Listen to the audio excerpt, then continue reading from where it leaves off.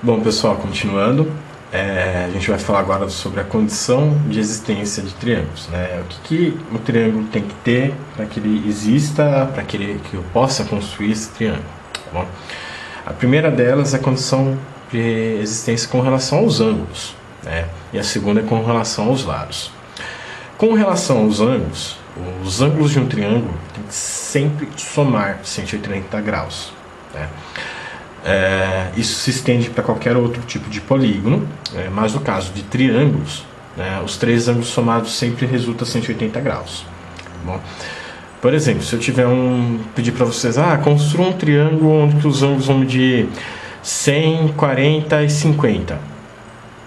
Esse triângulo não vai ter como construir. Então, por exemplo, se for um exercício desse, a gente nem teria como construir, como resolver, porque esse triângulo não vai existir. Não no plano, tá? Então, nesse caso, a gente não consegue construir o triângulo. E daí eu não preciso perder tempo, ficar tentando fazer ângulo e depois no final ver que não vai dar para construir. Tá? Então, essa é a primeira relação, tá? E a partir disso a gente vai começar a classificar. Tá? Então, depois a gente vai falar da classificação. Mas vamos lá. A segunda condição de existência é com relação aos lados. Então, mais fácil pegar a imagem aqui do lado, né? A primeira condição está aqui, ó.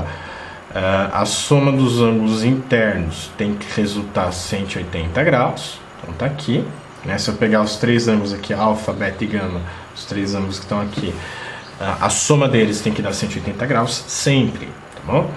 Se der arredondado, qualquer coisa assim, não dá. Geometricamente, em construção geométrica é um pouco diferente as coisas, né? Mas isso vai dar precisão. E, em geral, se os ângulos não somam 180 graus, eu não consigo construir o triângulo, tá bom? Na forma algébrica isso fica mais fácil, né? Se eu dou três valores de ângulo, só somar aqueles três, se não resultar 180, não dá, tá? Mas resultou, deu 180, bora construir, tá bom? Aqui eu já vou comentar dessa parte aqui, mas vamos falar da segunda condição de existência, que é a condição quanto aos lados, tá? Então, considerando os três lados de um triângulo, vamos pegar quem que é o lado maior, o mediano e o menor. Aqui eu coloquei aqui o lado A maior que o lado B, maior que o lado C, né? Então, o lado A é o maior, o lado C é o menor deles.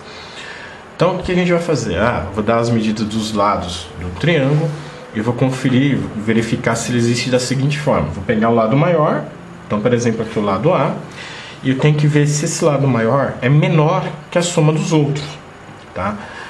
Então, por exemplo, um triângulo de lados 3, 4 e 5, ele é muito comum esse triângulo, né? O lado maior é 5, então esse lado maior tem que ser menor que a soma dos outros dois, que é 3 e 4, 3 com 4.